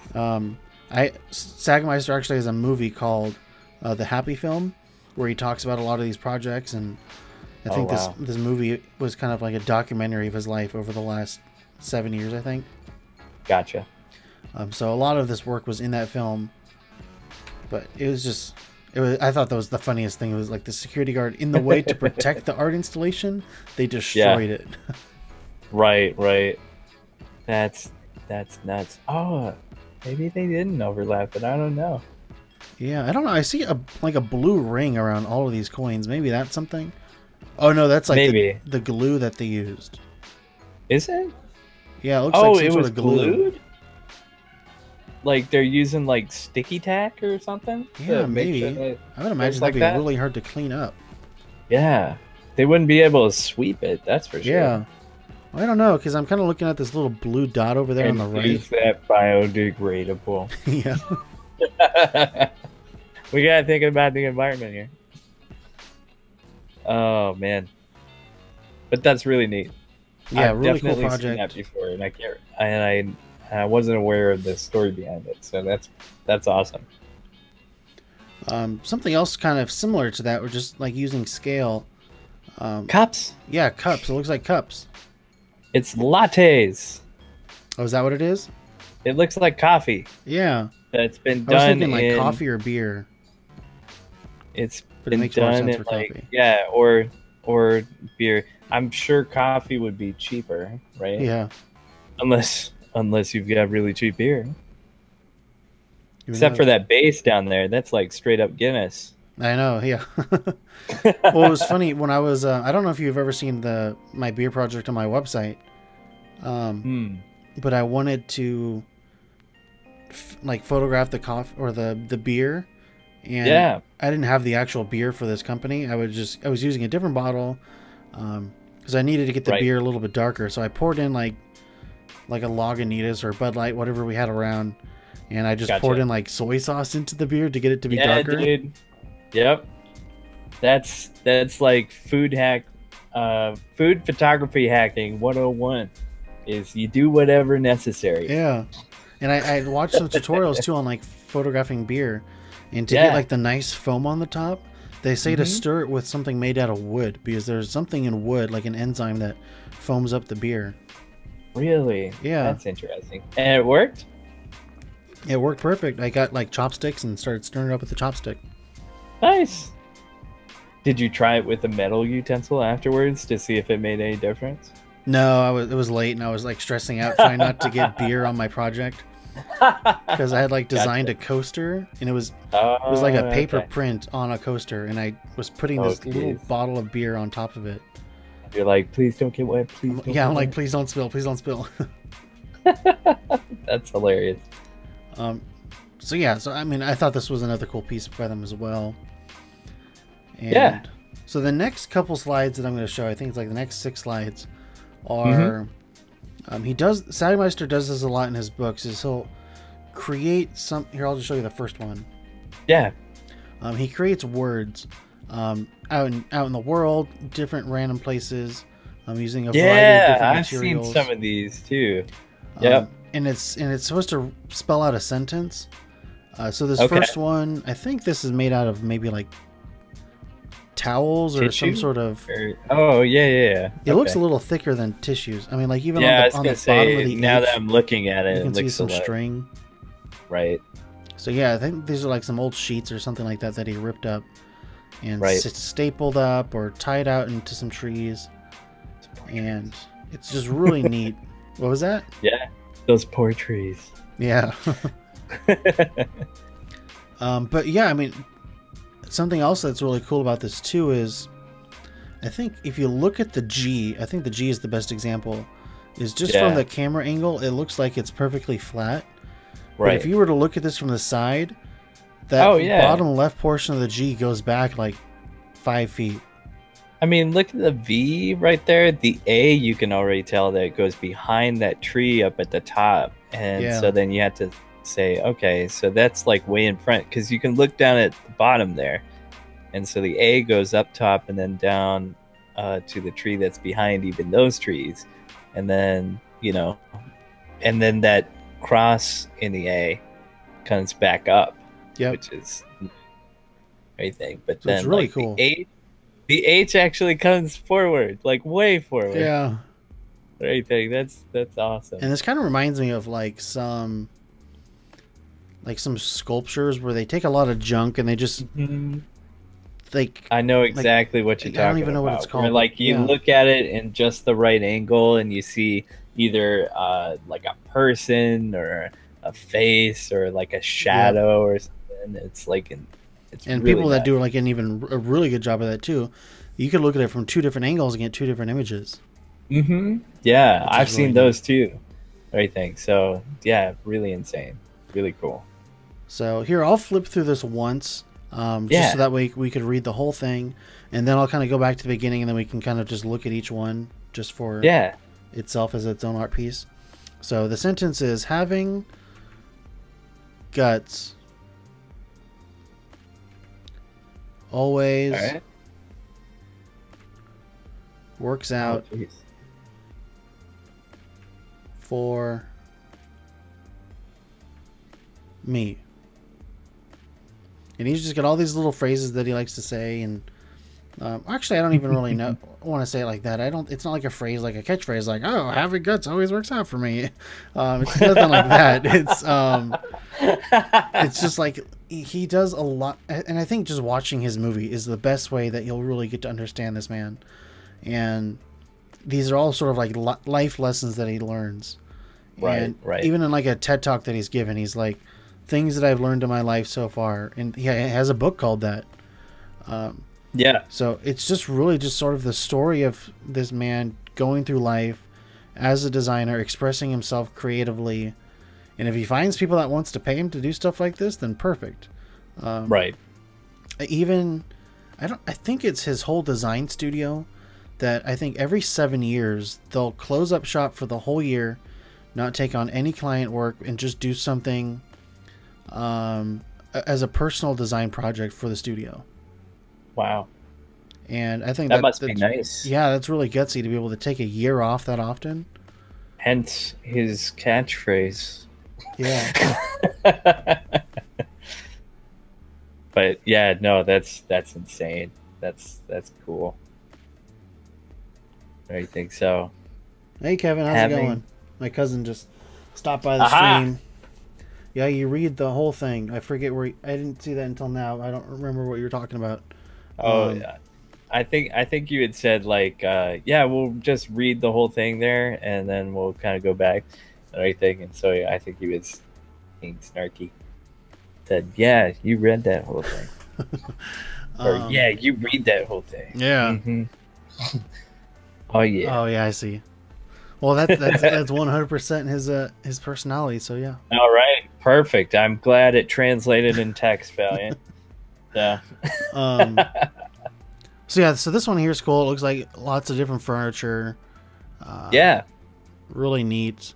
I like the little bear I'm thing just sure. kind of hanging there in the corner. Okay, so like, given how artistic these people are and everything, I am sure that all of these little things have some sort of meaning to him. Like, oh yes, these are the chests. This is the chest of drawers that I used when I was at my first apartment, and then these are some of the old appliances that we found in the back, etc. You know, that sort of thing. I feel like that's what he's like doing here. But maybe I'm wrong. Yeah. Maybe I'm reading too far into it. Well, I'm sure there's like a meaning to that maybe he knows that I don't know, and right. I think it's like just why have a teddy bear? Yeah, who knows? Is that personal? You know. And this one here, and I then think we get to the flowers. Yep. I think this one's a pretty easy one to do.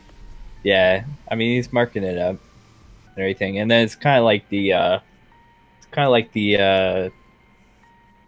tree one, in that he's got to just kind of like be able to follow that line on the camera, everything, to make sure that it's readable. And the next one, I think this one here has a really cool look to it, with like the caution tape. Yeah. And again, like we were just saying, like maybe all this has although a bit hard to read. It is a little bit hard to read because when like the tape has the black in it, the fence is black, and it just, there's not enough contrast, but it's still legible. And I think this is a term that I learned a lot too, is like the difference between readability and legibility.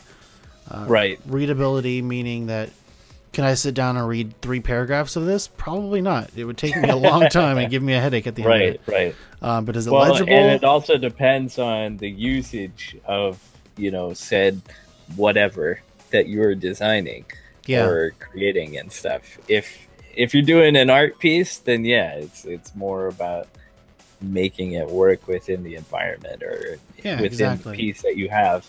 So that's where versus if you have ADA requirements that that you have to have such and such contrast with all text on your website or something, that it's like, okay, then maybe we can't do something as artsy as we'd like to on something like this. So yeah, my cousin's giving me a hard time for looking at pictures of sausages instead of playing World of Warcraft with him. Wow. Yeah, the little Owen Wilson. Wow. Oh, jeez. This one's pretty neat too, and just in the sense that he's playing with the shadows and not like spelling out with an actual hot dog. And it's really cool too. He has this in his movie. It wasn't for this piece. Yeah.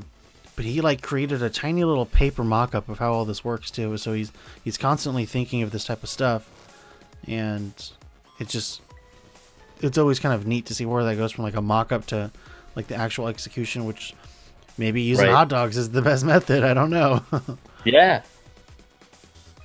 No, that's, and we had just talked about this too, like using shadow and everything, like with different objects and everything. Stuff that's pretty neat. Dude, your Nightbot is like, Yeah, I didn't even see what he said. I know, right? Kevin, keep it PG, okay? There's children in here. Children. Are there? I don't know. I don't even know how many people are in here. It's not showing me a view count on the multi-stream. Maybe your cousin's a child, right? Maybe. Yeah. He's a big child. Yeah. Oh, he's a big child? All right. No, he's like half a year older than me. Or maybe a full year. Maybe, yeah. I think you're a year older than me, right? PG-13 and no more. Anyways, so then, okay, so then the last one here, he used a chair. He like broke a chair apart. Man, I could just imagine this being like a perfectly good chair, and then he just comes in without saying anything and just smashes it to bits. Like, I'd like to think that he had like a date that night, and then like, you know, he just like came in and was like and everything. Yeah. She's like, what the? And then all of a sudden he like starts taping it up. She's like, what the hell are you doing? And he's like, I'm making art. Okay. It's funny. Yeah, no, it's very creative. I'm not sure if that would have been the medium that I would have chosen. Because I need to, I'm on the last word. What should I do? How much did I really want this chair? I know, right? He definitely, you have to think that either A, it was starting to break in his own house, and he's like, what the hell can I do with this? Or B, he bought that secondhand and did not break his own chair. Right? Like, you have to think that, right? Yep. In order to keep him sane. If he broke like an actual legitimate chair because he's like, yes, this would be the best medium or anything, then maybe, just maybe, he might be crazy. Maybe. Oh, man. So yeah, so that's the end of that little sentence here, and the next thing that I want to kind of show is this book that he created. This book is called Made You Look, and it was one of his earlier books that he created before Jessica came in to the partnership with the studio. Gotcha. I actually have this book in my room that I've shown on the stream once. Nice. And this kind of inspired one of my projects that I did. Nice. And so what this book is in like a red acetate sleeve cover. Yeah. I'm sure there's like a more precise way of saying that. That seems pretty accurate to me. Red sleeve thing, Bob. I think, you know? I'm the client, and I want the red sleeve thing, Bob. And I want that for my work. Really cool book. Something that I thought was really neat was throughout the spreads, he has handwritten notes kind of talking about all of his projects. And this book just kind of goes over all of his different projects. And like even across the spread, you see this red tape that's supposed to look realistic, that there's actually red tape on the page, but it's not. It's just printed there. Right. Same kind of thing with this next slide here, where it looks like there's like a little note. And you got like the shadow. And yeah, that's just basic sort of design stuff, but I think it's executed so well that it's believable. Yeah. No, actually, you know what it is kind of interesting is that one of the artists that I covered in the last episodes, or the last episode, rather, was he made what was like a scrapbook for his character in a comic. Everything, and it's called The Kill Book of a Bounty Hunter, and it's just tons of his, like, tons of work from him that's basically like all these like dossier files that this main character has on all of these different people, and like how he keeps tabs on them basically, and his thought process on it. And it's really interesting because it's like a very different style than most comic stuff would go in, because this is kind of like an intro to everybody rather than introducing people as the comic goes on. Now, granted, you have no idea where it's going or like where the story might start and end up or whatever, but all of the characters beforehand. And so you just have to like kind of read where they come in and different things that they do, etc. So I'll pop it up here in a second. Okay. Or anything, but let's go through this first. Yeah, I got a couple slides left, and then I'm done. Okay. So the next couple of videos are just, I had shown you the cover of this book, and I just wanted to show you some videos of how it looks when you actually pull this cover out of the sleeve, which I think is the most exciting part about the book. Let's see if this guy loads the video. Can it load? Download the add-in. So this is the book outside of the sleeve, and then on the sides of the pages. Oh yeah, they do that side print. That's cool. Really cool. So if you actually looked at some of the spreads before, there's like a 1/4 inch of print on every single page. Wow. This is really neat. Like the graphic changes. So the red cancels out the green, and red on top of red just makes black. I remember having those when I was a kid. Like little toys that had it. Maybe that's where he kind of got the. I never had known about this method until I saw this book. So I thought it was a really cool thing, and in one of my designs, I remember having like a 3D thing where it's like they'd have like red print on it, and so then you had to use like a red magnifying glass type deal, and it's structured in such a way that you only see the red print on it.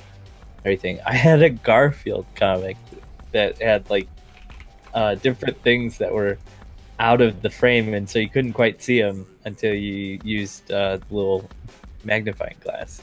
Oh yeah, that's cool. Kind of interesting. Oh, kind of like a hidden message or like decoder. Yeah, exactly.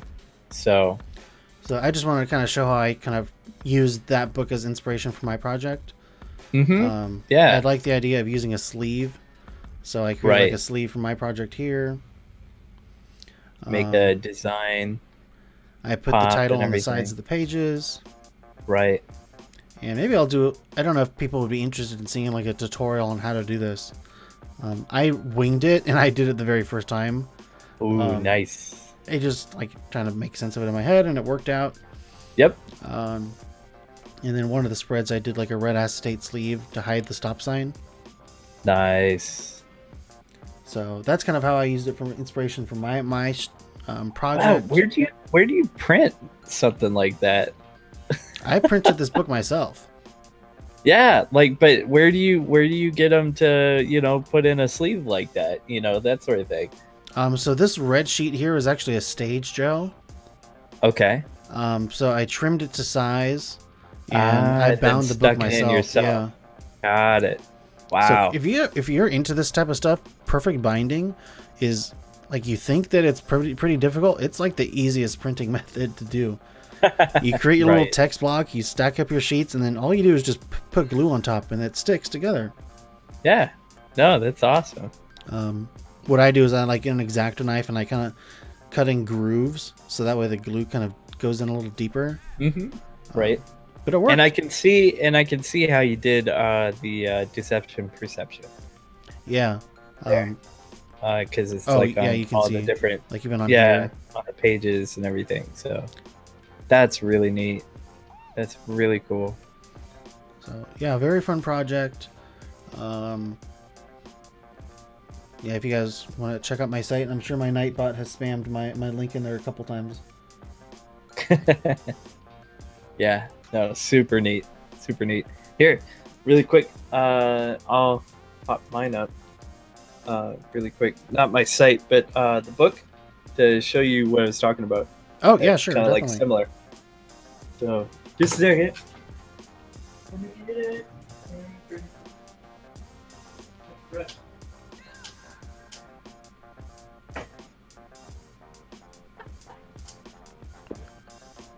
And kind of like I was talking to everyone in the chat, I was talking about beer photography So I earlier. went to open If you want to check it out, it's on my site over here. the drawer that it's stored in, and this came off.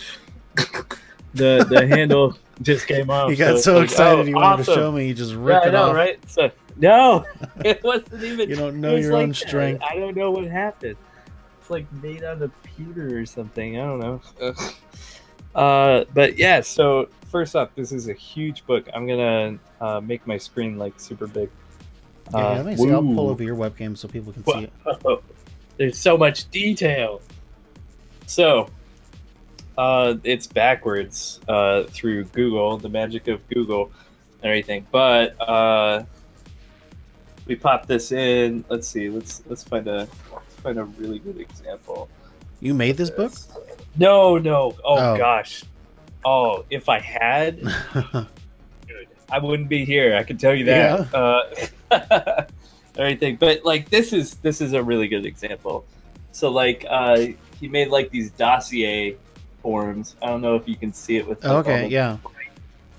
everything, but you know, where like he's got like all these clippings and like ads and stuff from different magazines, but then he's got like all these files. Let's see if I can get it close enough to where you can see like kind of like what it is. See.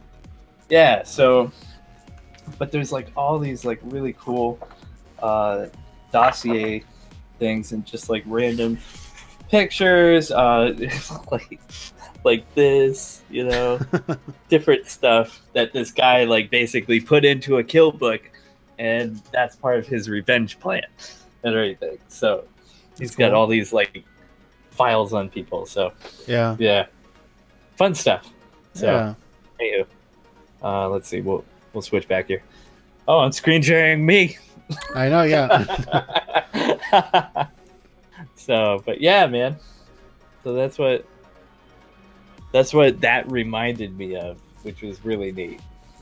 So I'm wondering if he actually saw that and took some notes, or maybe, or if he's just more or less like. Well, when did that book come out? Because that book that I was showing you, I think came out in like the 90s.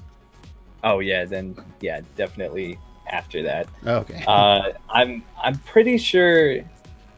So like, part of me wants to say that he probably didn't. He probably thought he was coming up with something, you know, completely new, or maybe he saw some inspiration from somebody else that maybe took inspiration from Stagmeister or something, everything. But I have a sneaking suspicion because he is not a graphic designer. He is an artist first and foremost. Everything. So some of his graphic design is, you know, related to certain things, but a lot of it would not be like really good, in my opinion. Okay. Compared to his art, which is phenomenal, like out of this world. So yeah. So there's some different things there, but all really cool, and I love his work in general.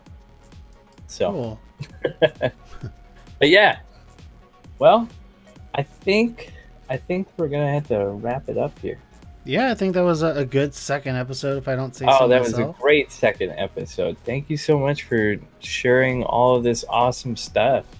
Yeah, no problem. I'm glad we got to do some deep dives on some different people. Mine were just more like, look at this. This is amazing. Like, how do you even do this? Like, you know, that sort of thing.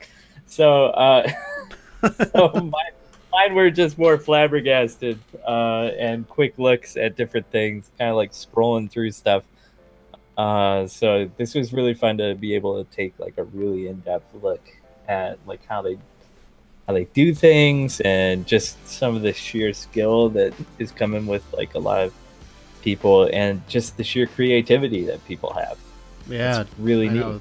And it's inspiring, and yet at the same time very overwhelming, everything. Yeah. And that's what a lot of people forget about, that there's steps in between those things. Unless you've got a crazy gift, you can still do it.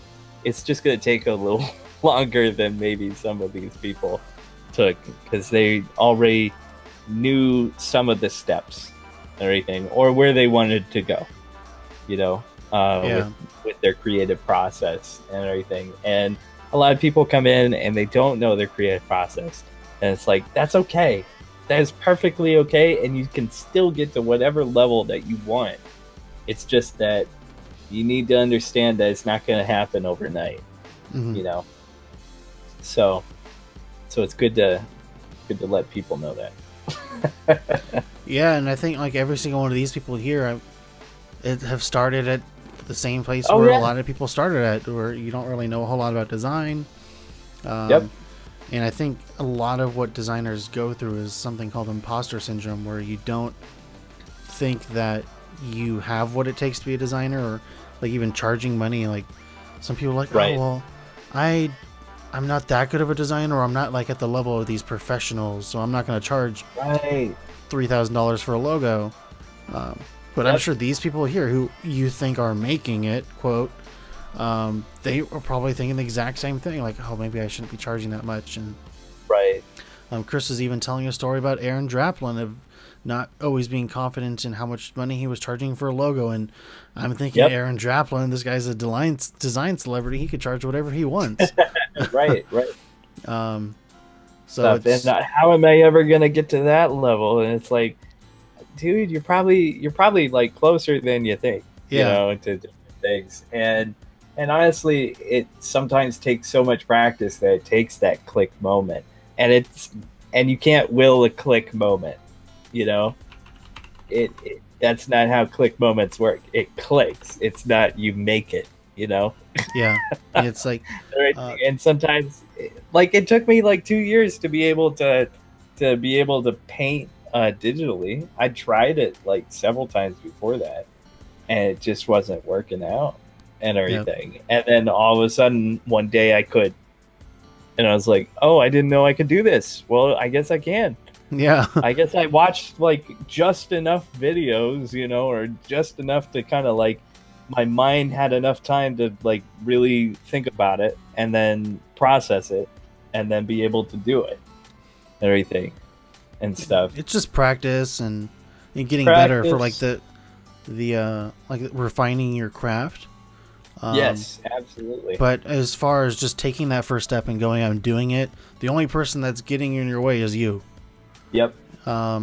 So if you're willing to put in the effort, put in the time to be persistent with something and make it a reality, then yeah, you could do it. Yep. But absolutely. I mean, like, obviously you're not going to start day one painting like Picasso, or actually, I don't know, maybe you might it depends on which like style we're talking about with Picasso. Yeah. You're not going to start off painting like Da Vinci. Yeah.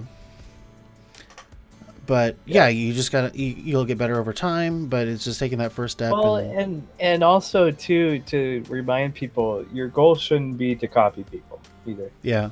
Your goal should be to be able to, you know, to create of your own free will based off of the many influences that you've come across in your life and everything, and make it into something that is absolutely yours. Everything. It doesn't have to be revolutionary in style. It doesn't have to be revolutionary in, you know, yada yada, everything. But, you know, your goal isn't to directly copy somebody, everything. Yeah. Unless I think it was Michael, that's your job. Yeah. Well, I think it was Michael Beirut, another world famous designer. He's a partner at Pentagram. Right. Right. I think he said that you can't be original anymore. Pretty much every idea that's out there to take has been taken, because you think like humans have been around for thousands of years, and there's so many people in the world now that I'm sure that there's a logo that looks like ours somewhere. Sure, absolutely. Oh, I saw one. I took a picture of one that I saw in downtown, where I'm at and everything, and it was like on the side of a car, and it looked kind of like mine, but it wasn't. I noticed it like 3 months after I put out my logo. Messi came out with a logo that looked, you know, somewhat like mine and everything. But at the same time, you know, you have to think, okay, so maybe it looks similar, but I doubt that he even knew and everything. I mean, this like, guy even knew. Even Peter there's was only saying so many things in the world, right? You know, Yeah. like, and there's only so many times that you can use them in different ways. It's half the time they're stolen from other places. Yeah. Everything just with small variations or whatever. So, And like Peter was saying that too. I was watching his stream the other day, and he saw somebody who had a logo really similar to his, and Peter's logo is just like a few lines with a slight curve to them. Right. And it's like, yeah, okay, so that's an original mark. You created that yourself. It's a nice logo, but I mean, like, how many other people have decided to take 3 lines and curve them? Like, you'll always see something kind of similar to it. How many people have decided to take 3 lines and make an M out of it, or a W, or a, you know, whatever, everything? It looks awesome, and that's why a lot of people do it. So, you know. Yeah. So I yeah, mean, like absolutely. my first logo too was very simple. This was my first logo. Right. It was like the monogram with the J and the B, but it's just pretty much a square with 2 other lines. Mine was so bad. Yeah. Well, first off, I kept trying to do something with my name, and I think that's what was really killing it and everything. Because I was trying to do it with my name / my initials, and I came up with some okay stuff, but it wasn't until I really embraced Valency that it really kind of took a life of its own. And actually, the shape that I have now for my logo is based off of a really shitty rendering of the word Valency that I did way back, because I tried to make something that was symmetrical out of the letters. It was an honest attempt, but very poorly executed. And frankly, I'm very ashamed of it.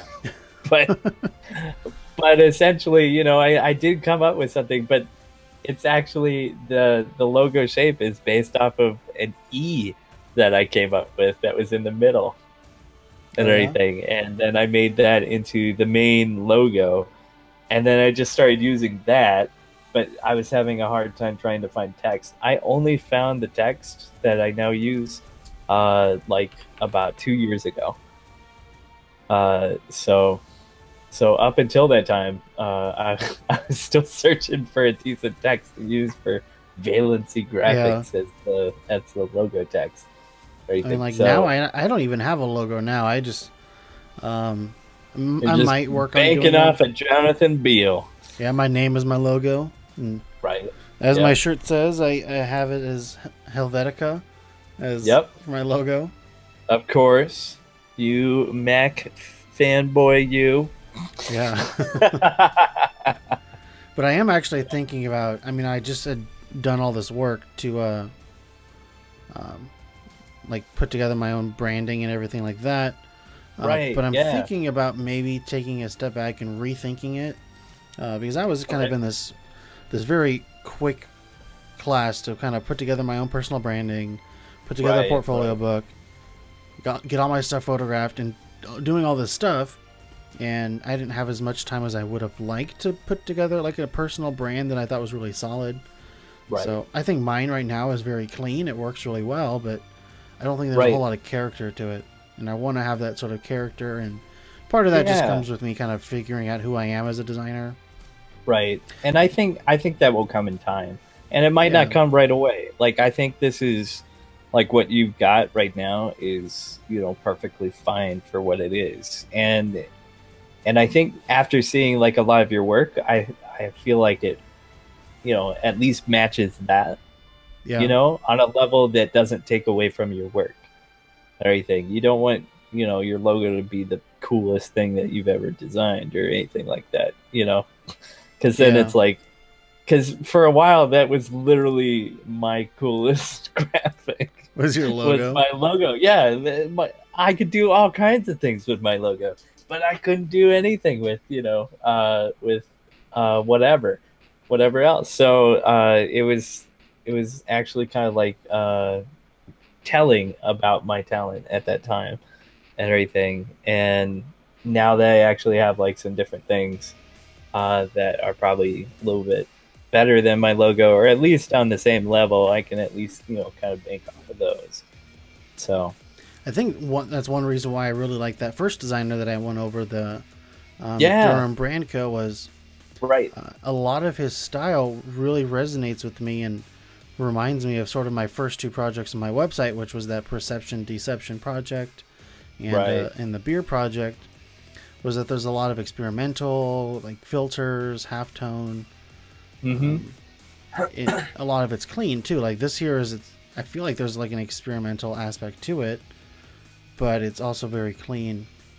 Yeah. So I mean that's why I really liked his work, and I think that this is like 100% him. Sure. Yeah, absolutely. So yeah, neat. That's awesome. All right, so I think we'll you and I will meet and we'll figure out a plan for what we want to do in next week's episode. Yeah, absolutely. We'll probably do that, and then but we'll go ahead and call this one a wrap. So yeah, I know it's probably. Thank you for anybody that made it through 2 hours of art. Yeah, we did it. We made it. Or at least through most of it and everything. So yeah. Thank you so much, and hope to have you guys join us again next week. Awesome. For another installment. Everything. Who knows? That might be, depending on how my work goes. That might be my last day at work, or maybe second to last day. So it's one of the two. So who knows? We'll have to see. I told you not to use Comic Sans on that flyer. Man, you're gonna have to get fired over that. Comic Sans, no, yeah. That's where it's at. All right. We'll see you guys next time. All right. Have a good night. Peace See you guys out. later.